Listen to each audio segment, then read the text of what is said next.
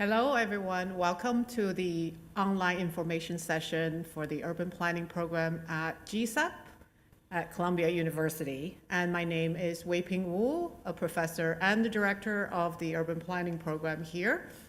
So today I will first outline the program and its uniqueness briefly. Then we'll have three students joining me answering your questions. You have made a great accomplishment, and so congratulations for being admitted to the Urban Planning Program. And as much as we would like to welcome you in the fall, we want to make sure you are making a good choice, a choice that works for you, for your graduate education, and for your career down the road.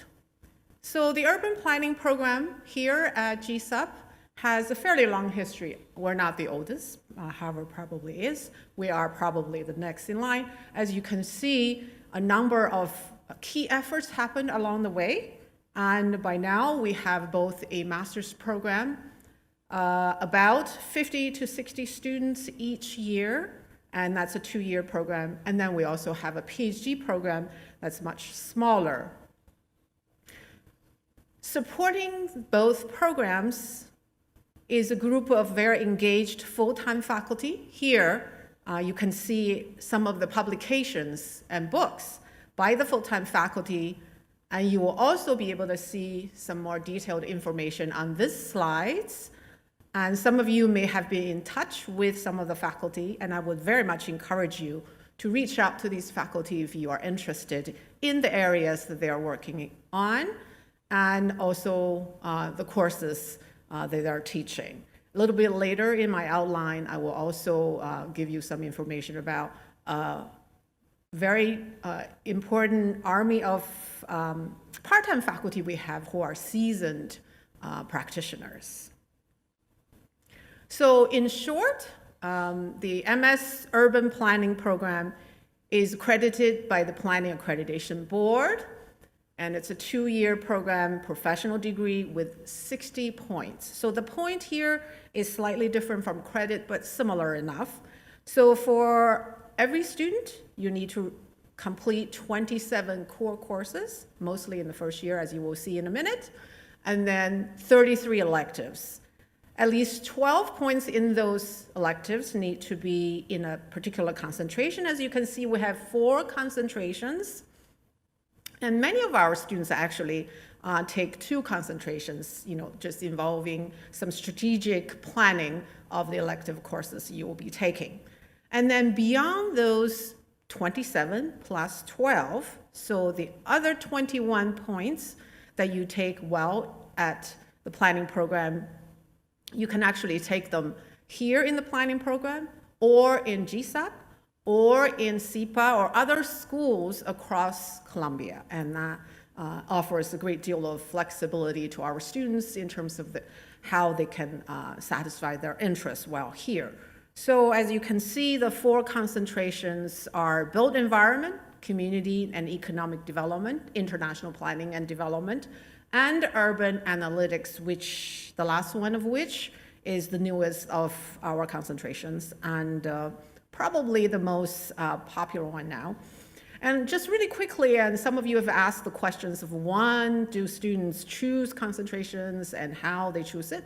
Generally, towards the later part of the first year, when students are choosing their studio for spring of their first year, we ask students what their intended concentration is so that we can try to align their choice of studio with that choice of concentration.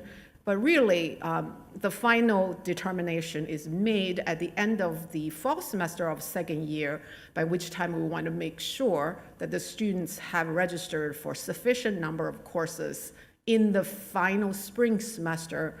And so we ask students to let us know again. So some students do make changes along the way. Some students pick up another concentration, as I mentioned a little bit earlier.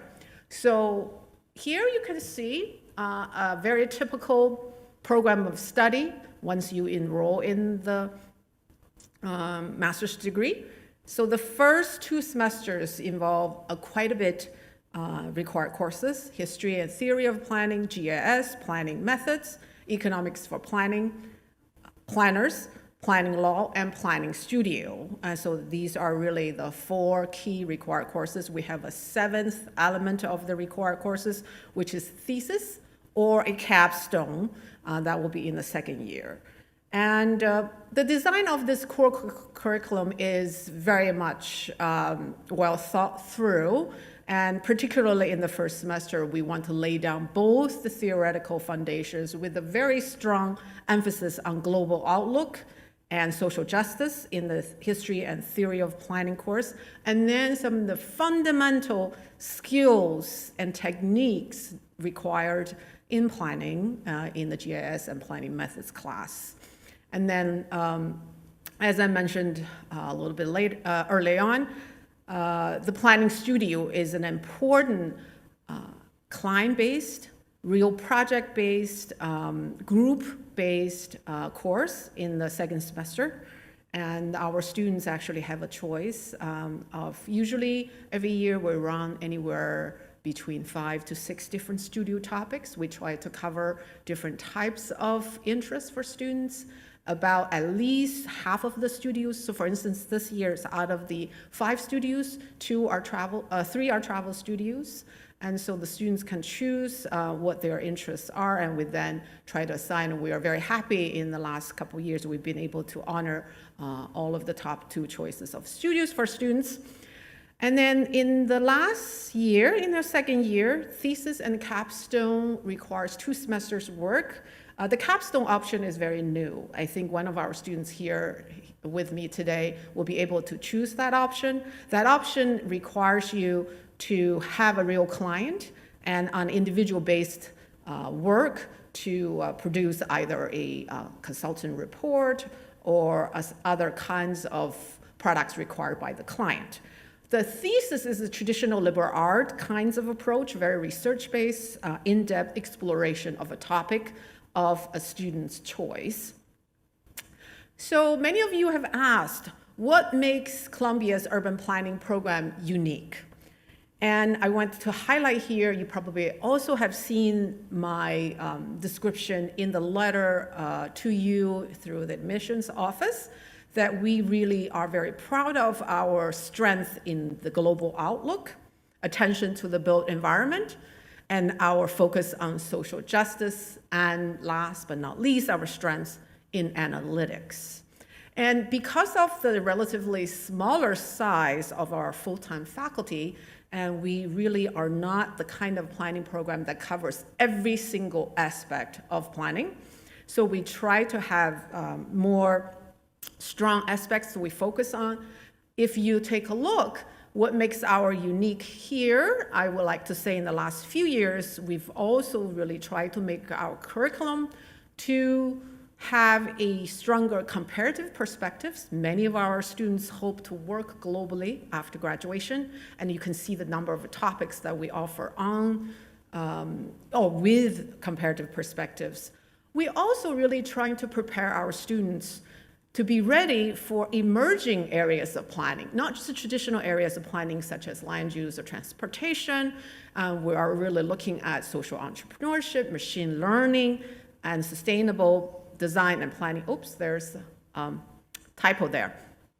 And then we also, at the same time, really trying to focus on and nail down those fundamentals for practice if our students hope to go out to public agencies to become planners, things like zoning, land use regulations, environmental impact assessment, and more.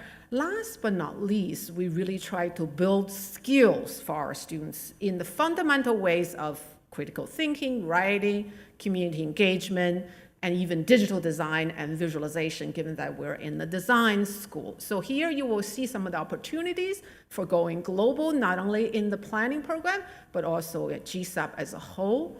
This is a type of work that our students have done in terms of planning for the built environment. This is in Hong Kong, both global as well as multi sort of faceted studio project. And our students have done a studio in Harlem, really looking at how different groups of residents have fared over time. And we are going to have a very interesting sort of Entral learning course next semester in Harlem to really work on the fifth generation internet configuration, the Cosmos program that's been funded by National Science Foundation. So our students will actually have a chance to not only learn about community engagement, but also get involved in that project and 2 other projects. And this is a sample of work of our students in advanced GIS course, as you can see, both the contents as well as the way of presentation, and I'm really just very proud of them. So many of you have also asked questions about how we prepare our students for practice and career. And as I mentioned a little bit earlier, with our location in New York, we are very fortunate to be able to have a very large number of very seasoned practitioners teaching at GSAPP and in the planning program. As you can see from the list, they come from private consulting, come from key agencies in New York City. That includes city planning, housing, design and construction, and then they also come from international organization as well as a nonprofit organization. And they come because they really very much hope to connect our students with what's really current practices in planning and in emerging areas of planning. They also come because our students are also becoming really excellent sort of army of next generation of workers and professionals for various forms, for various organizations they represent. In fact, a number of our students every year get internships to work with some of the adjunct faculty. For instance, right now we have 3 students working as interns at WXY, where Adam Lubinsky is a managing principal. So that's just an example. And so we also offer a set of career services that include every year workshops on various different topics, alumni panels, and we have a career month and career fair.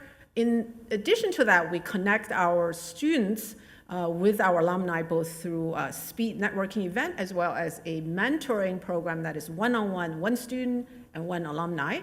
Last but not least, we have an excellent information center that lists internship and jobs on a very current basis. So these are just some images of those activities, career fair, and the visits, oh yeah, I forgot, visits to various different agencies and private firms in the city. In fact, I think this Friday they're going to New York City EDC to visit as well, and alumni connection events at the annual conference of American Planning Association.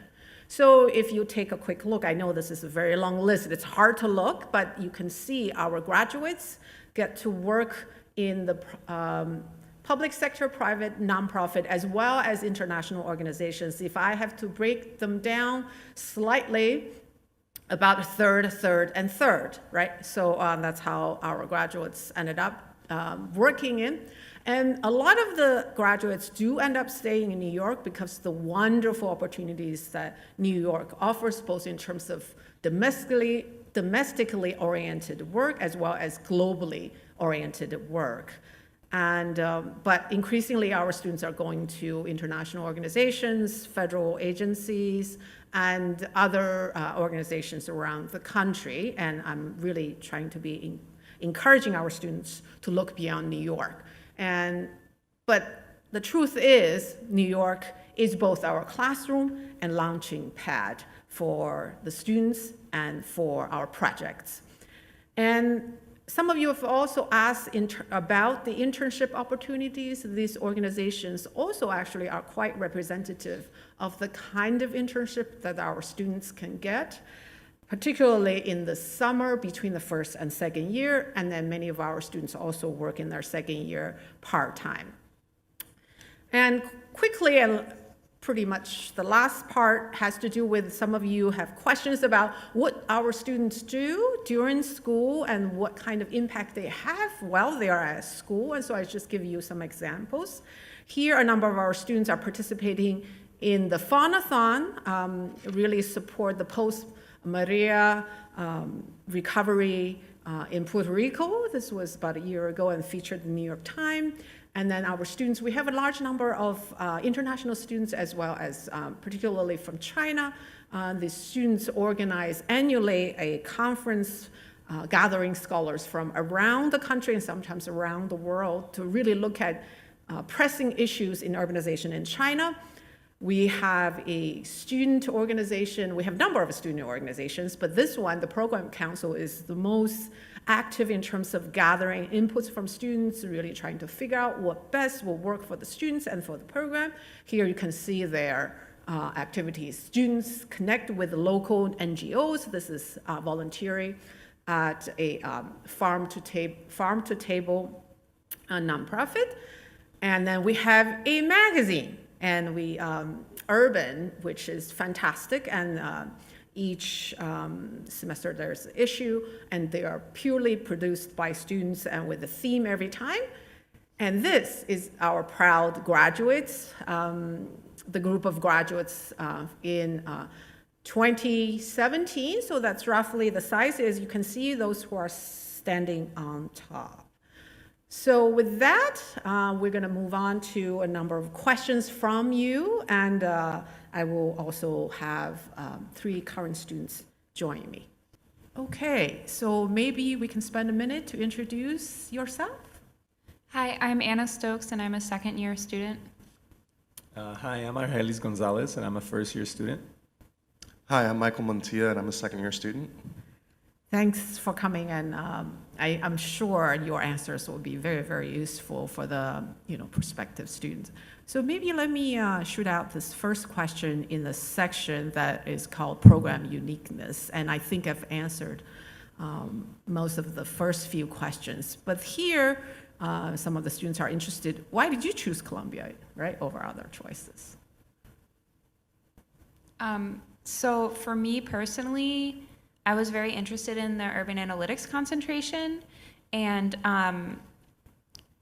actually not that many schools offer that type of coursework, and here I've been able to take classes in informatics and data mining and learning how to code, and I guess I worked in planning for a while before I came back to grad school, and it seemed like a lot of the tech industry was controlling what's happening in urbanism, and I wanted to be able to participate in that, but bring the kind of social equity and other planning issues to it.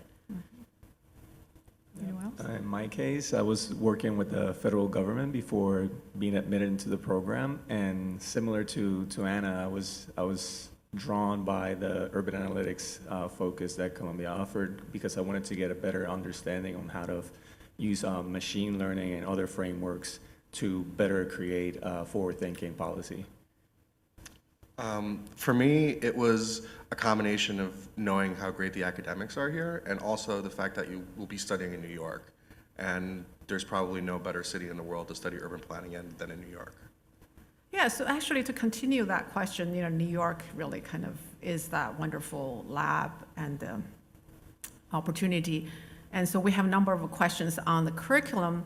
And the first one I think you all can answer better probably than me, since you've taken more courses than I have observed. Do you think there's a strong equity and social justice emphasis in the program? Or is it pretty heavily design or architecture oriented? Some of you, can answer all of it, or we don't have to answer. Not all of you need to answer every question.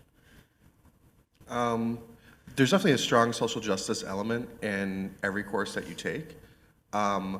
I think the design and architecture elements are there for you to take as electives. So that's a great way to tailor your program for you. If you want more of those design skills, you can take those courses. If you want more of the analytical skills, you can take those courses. But throughout everything, there will be a strong focus on equity and social justice, and I like to use just the word strong communities as well. I'd agree with that. I think that another reason I chose Columbia is because it's in an architecture school and I wanted the design experience and that type of learning. But I think that in every single class that you take, exactly as Mike said, you're made to think about what is the impact of the type of work that you're doing and how is it actually helping, so whether it's analytics or design or anything else. Great.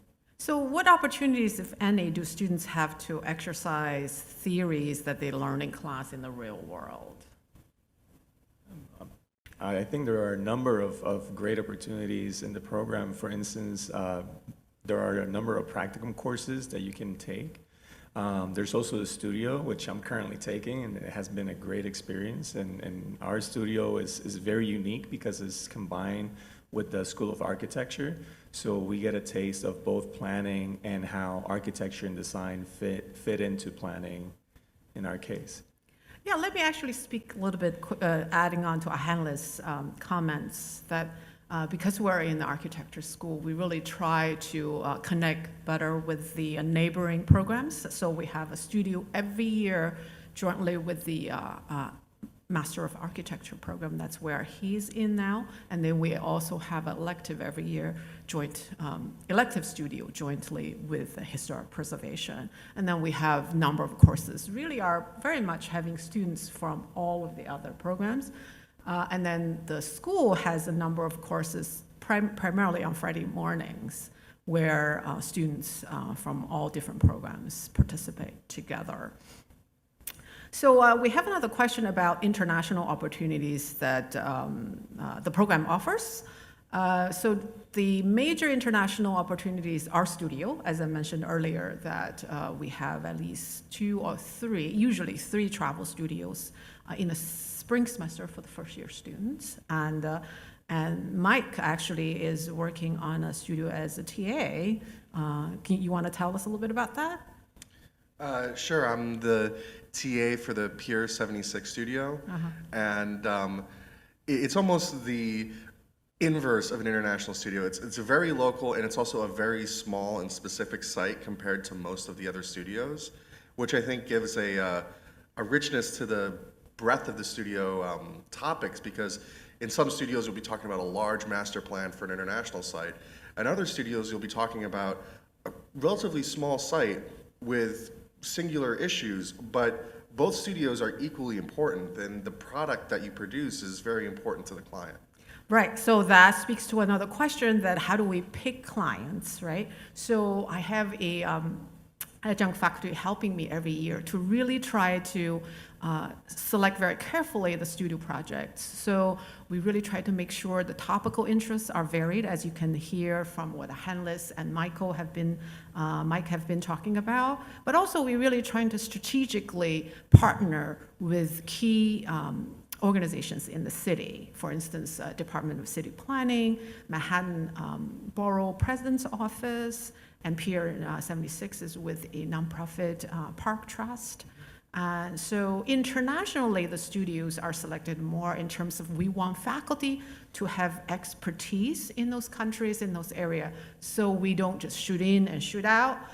And we also wanted to have international sites where it's potentially possible to have a long-term engagement. For instance, the Puerto Rico studio that Hanlis is in, it's been going on for now a year with the architecture faculty. And so when students do travel for travel studios, we give students a stipend to cover most of their expenses. In addition to the travel studio, we also, the school offers a set of summer workshops, usually about 8 or 9, and students in all programs apply competitively, and they also receive a stipend to cover travel. Occasionally, we have additional international opportunities. That includes, we had a practicum course, I think, Hanlis, you were in last year, right? In Santo Domingo. In Santiago de los Caballeros. Yes, okay, so that was working with the Inter-American Development Bank. And then some of our students do thesis overseas. I think Anna was going to go over because of some travel restrictions. But in any case, if a student did not get to go to a travel studio, they also have a set of travel fund they can use for thesis research, which some of our students have used to do thesis overseas, and or travel to a professional conference. I think that's what you end up doing, right? Yeah, I did. Yeah. You want to tell us a little bit about your thesis real quick? Sure, my thesis, I just handed it in, the first draft, I guess, is on transportation planning in Nairobi, Kenya. And there's a large paratransit system, and they've been working to implement a BRT system that has a large number of issues and factors. And so I went to the Transforming Transportation Conference in DC at the World Bank, and several representatives from organizations in Nairobi were also there, so I was able to meet them and also attend panel discussions and things that were very relevant to my thesis. Great. So I think we've answered pretty much most of the questions on the curriculum. I do want to go on to the section on dual degrees because a number of you are interested in pursuing dual degrees. All of the students here are focusing on urban planning, but we do have every year anywhere between 6 to 9 students involved in dual degree. That you can either apply now to get in both degrees. I guess it's a little late, but you can also apply in the first year here. So I have a question about dual degree with MArch. So if you get into urban planning, you can apply the first year of urban planning to get into MArch if you wish. And then in terms of how you finish your dual degree, you can start at urban planning first. It's really your choice. You can start over in the other program first. So we have a number of students who have started in planning first and then going to MArch, public health, but we also have students who started at GSAPP first and then come back in the second year to study at planning, and then the third year is a split time between the two. And so that's sort of about dual degrees. Next section of questions, we have a number of you interested in student learning. So here I'm going to ask the students here, what is the experience for students without an urban planning background? How can they best prepare themselves? I guess Mike or Hanlis? Well, I don't know if I'm the best to answer this because I really tailored the end of my undergraduate program to urbanism. But I initially came from a psychology background, and I changed to economics and urbanism, knowing that I wanted to pursue urban planning at the graduate level. I actually come from an anthropology background, but I did minor in urban and regional studies.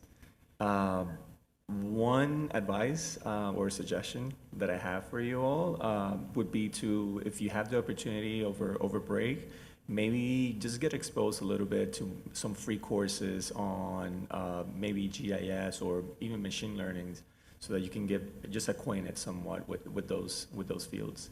Yeah, and over the summer, we'll also be sending you a list of readings, some very classical books about planning. So if you have time, that's also a good opportunity to catch up. And then we have another question about they would like to hear your academic interests, for example, your research questions, your current projects, or your plan for after graduation. Well, for me, probably my biggest interest in urban planning is transportation. I also have an interest in public health and planning law, but transportation is really what drew me towards urban planning. And currently, like Anna, I just handed in my thesis, and my thesis is about transportation as well. It's about planning for autonomous vehicles, and my research was really a mixed methods case study of Phoenix, where most of the autonomous vehicle testing in the United States is occurring. Yeah. I guess aside from my thesis, I did last year, my studio was on kind of a resiliency topic, and so for the advanced spatial analysis course, I did with a group project with a couple other students that worked on flooding vulnerability, so different GIS techniques to analyze how to measure for flooding vulnerability and to add a social vulnerability factor into these flooding vulnerability measures so that people who are have a higher social vulnerability are showing up as more vulnerable, even if perhaps the flooding is not as bad for them as people who maybe are in an area that's going to flood but have the resources and other means to recover from that. Yeah, as you can hear from Mike and Anna, for instance, some of you asked about the uniqueness of our built environment concentration. You can hear from them that it's sort of the cross-fertilization of ideas and perspectives, and using both the principles of resilience, but also lots of urban analytics techniques in looking at issues related to built environment. Some of our students are looking at from a comparative perspective or a very global kind of perspective.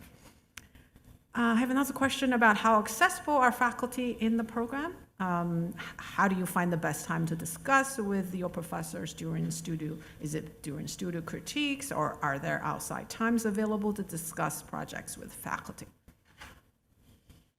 I think that one of the large strengths in GSAPP is the relationships that I've been able to have with the faculty. I found that people often they have open office hours, so I have professors who I've gone to talk to even about just my job prospects or coursework in other classes that's relevant to them in those office hours, and those types of relationships have led to a lot of opportunities. So. Just to add to what Anna just mentioned, besides the office hours, a lot of professors are also very available and accessible. If you reach out to them, they'll be more than willing, at least that has been my experience so far, to meet up and answer any questions or even provide advice. And building off what my friends have said, some of the professors have other responsibilities throughout the university, and they will take time out of their personal lives to meet with you if necessary, which is something I really appreciate. Mm-hmm. And I know some of you also, maybe one of you, and actually two of you at least, have worked beyond the planning program in research opportunities. Would you like to tell us a little bit? I think some of the prospective students are really interested. Sure.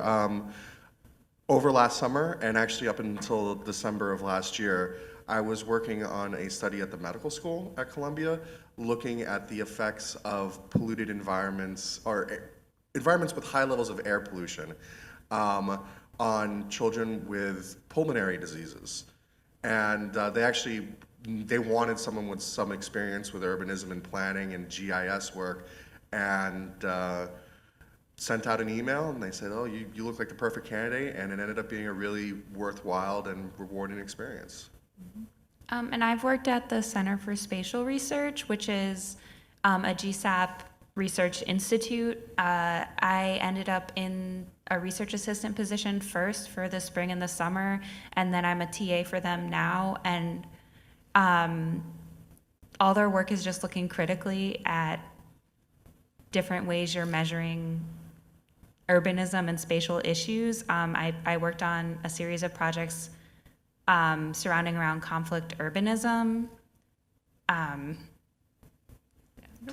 Great. Yeah, so with that, I like to tell you a little bit about our teaching assistants and research assistants opportunities in the program. So each year, the program has 18 positions, and each position is 1 semester. That's how we define the position. So we advertise usually in the summer. So for those of you who are coming, and before you come to Columbia in the summer, you'll get an email from the dean's office about these opportunities. It's competitive. It's very competitive. And because of the limited offers, we do really look at the students' academic performance, and that's why we generally tend to give to the second-year students who either have taken some of the courses or who've had done some research with some of our faculty. And we do also have these other research opportunities available both in GSAPP and beyond GSAPP. So some of the students, like what Mike has done, end up being a TA in a UP course in studio. Anna has done a TA for the GIS class in the fall. So it's usually 1 semester. Occasionally, we would offer a student a whole year appointment because of the need of the program. for instance, for learning outcome assessment. We right now have a student who's working with me for the whole year. So those are the opportunities. In addition, we also have a number of what we call hourly positions throughout the school, helping out with the alumni's office, with the events office. If you have any questions about financial aid, our Director of Admission and Financial Aid, Kevin Smith, is very happy to answer all your questions by email or phone call, or when you visit during the open house. So we won't answer any more questions about financial aid here. Next, we move on to some questions about careers, and I would like to ask our students to talk a little bit about their own internship experience or their connections with alumni, and then I can address some other questions.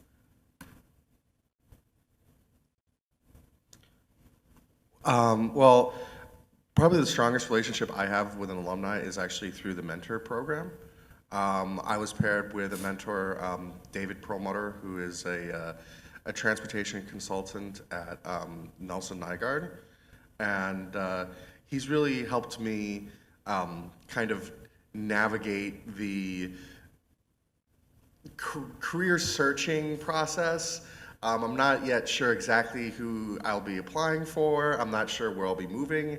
There's some other questions in my life that will determine that, but he's been a real resource in helping me just get the ground floor of building, a career search process going.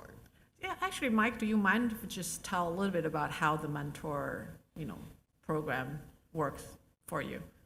Sure. You sign up for it at the beginning of the second year, and within a few weeks, I received an email saying that you've been paired with your mentor. For us, we scheduled a time to meet near where he worked, actually at a local bar, and that was our first meeting. It was very casual. And since then, most of our communications have been via email, but we've also run into each other at numerous GSAPP events. He came to the Career Week, we talked there. He actually came to the Anyana Roy lecture, and we saw each other there and spoke. So it really depends on who your mentor is and what your schedules are like. But I would say always go, if you have the choice, definitely do the program. Anyone else? Yeah, so as I also mentioned a little bit earlier, in addition to the mentoring program, we have these various different opportunities in terms of the reception at American Planning Association.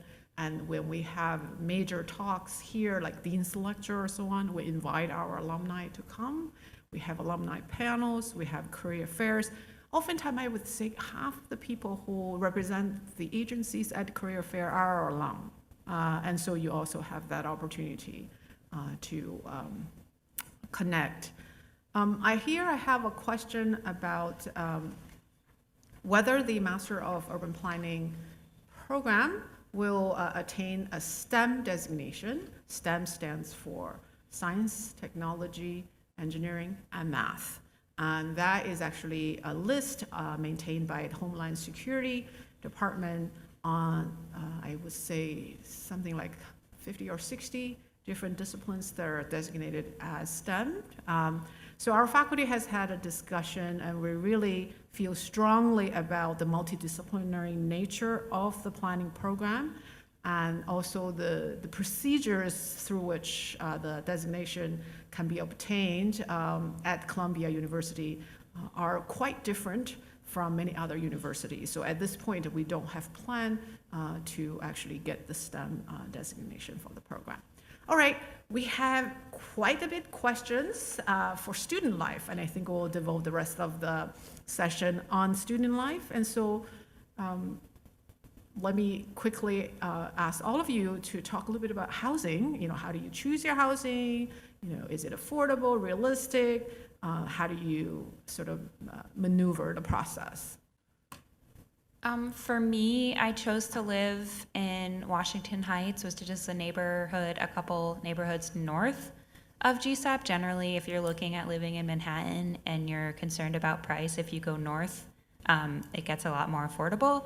One of the best things about where I live is because I'm right next to the Columbia Medical Campus, so there's actually a library there and other resources affiliated with Columbia that I can use that are a couple blocks from my apartment, and then I'm about a 25-minute commute to the Morningside campus. So it's been really nice, and my rent is much cheaper than it would be if I lived here. Yeah, I have to say, I think I know at least about half a dozen people in the program live around Washington Yeah, there are Heights, several right? people. Yeah, and there's also a faculty who lives there, yeah. For me, I was lucky enough to get an on-campus spot, and compared to living by yourself, it's definitely more affordable because you'll be splitting it amongst other students. And I'm 5 blocks away from campus, so it's a 10-minute walk for me to get here, which is really convenient. And I've actually had 2 separate experiences each year with my roommates. My roommates the first year were in SEPA and in the business school, and that was interesting, having that cross experience between the different schools. Whereas this year, all my roommates are in GSAPP. I have a PhD in architecture roommate and actually a first-year urban planning student as a roommate. So that has been rewarding in a completely new and different way. So I think on-campus housing is great, and I think it helps if you're by yourself and you need to find an affordable place to live. Yeah, actually, so if you have more questions about housing, you should really check out the University Housing Service site. UAH. UAH, Yeah. right. And just a quick factoid, Columbia actually is the second largest landowner that is nonprofit. That is not public sector in New York City. So the first one is Catholic Church. Why? Because we actually have lots of campus housing. So about a third of our students are able to get into university housing, which is subsidized, as Mike has mentioned. And international students in particular have a stronger priority to get campus housing because the campus housing is actually allocated through a lottery. So you want to make sure that in the summer before you come and you get all of the paperwork done, get into the lottery. Although Mike was very lucky, I think last minute you still got. Well, I actually applied early. I was traveling. I was only coming from Boston. Oh, I see. So I had a very short distance, and they weight the lottery based on the distance you're Oh, traveling I to see. school. Right. That's why international students Yeah. have much better chance.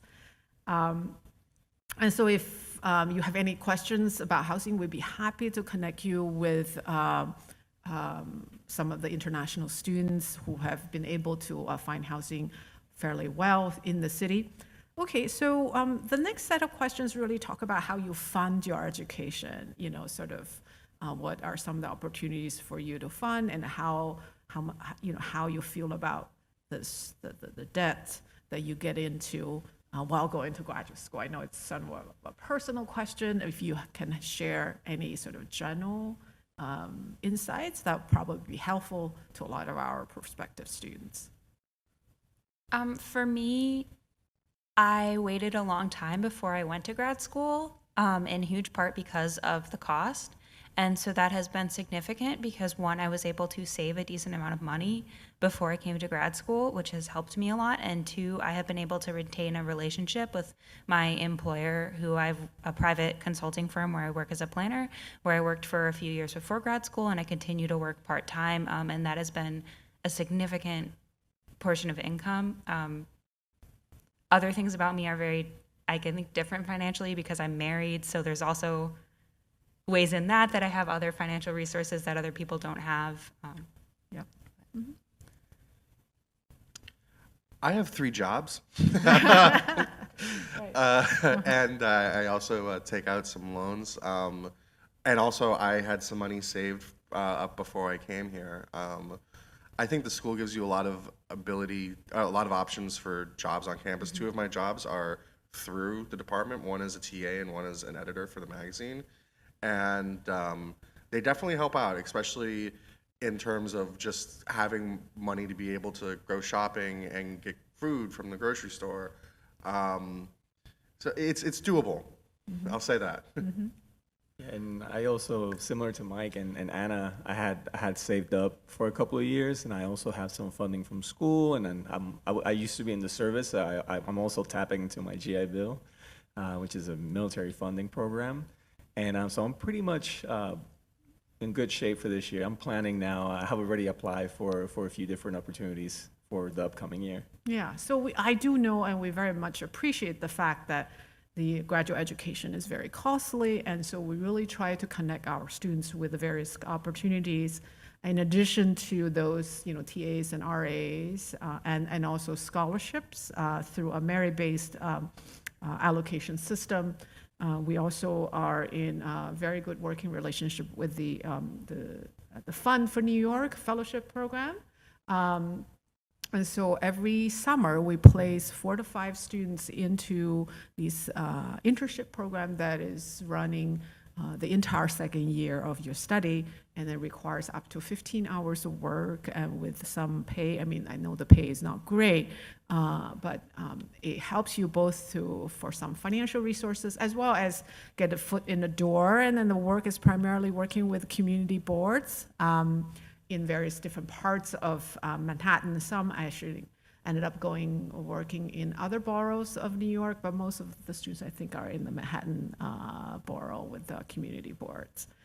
So the last question the students had for student life has to do with how do you feel about your employment and salary prospects, and how do you feel about their potential to pay off your student debt? I am completely confident I'll be able to pay off my student debt, both the small amount I had from undergraduate and the amount I have from graduate studies. I feel as though I'm, the firms that came to the career fair, they really want you to apply and show interest because they're looking for candidates like you and candidates like us. So I feel very confident about my employment opportunities. And yeah, like I said, I have really no doubts that I'll be able to pay off my debts. I agree. I think that graduate school is definitely a financial investment, but I think that I will be able to make more money and be more financially sound because of the opportunities that I've gained at GSAPP, especially considering the relationship and the reputation of GSAPP when you're looking at jobs. Having worked in planning before graduate school, when I was trying to apply for new positions, the type of opportunities that were interested in me as a candidate without a master's degree versus the type of opportunities that have been interested in me now as I'm looking for post-graduation opportunities have been very different. So people are very interested in you when you're coming out of this program, and there's a lot more opportunity. Also, if you're thinking of living in New York versus other parts of the country, the salaries are much higher here. Mm-hmm. Yep. Right. So, in fact, if you're interested in general, since our students have talked about, the prospects coming out as a graduate of planning program here at GSAPP and Columbia, if you're interested in general how planning jobs pay out in terms of salary levels, the American Planning Association does an annual salary survey, probably not every year, actually every 2 or 3 years, and there you can see the prospects are actually quite good. I think, in fact, not to put down our colleagues in the school, I think actually planners pay better than architects in general, both in terms of entry job as well as in terms of after a few years your mobility.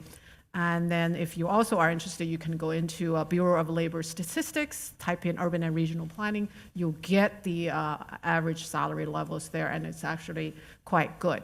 All right, so we have been able to answer most of the questions, and if some of you feel like your question haven't been answered or haven't been answered fully, feel free to reach out to me, to Margaret, who has been in touch with you, or to Kevin Smith, especially about financial aid in the school. And we very much look forward to connecting with you, and we hope you'll make the right choice for your graduate education. And we hope to welcome many of you in the fall as the incoming class of urban planning program. So long and good luck.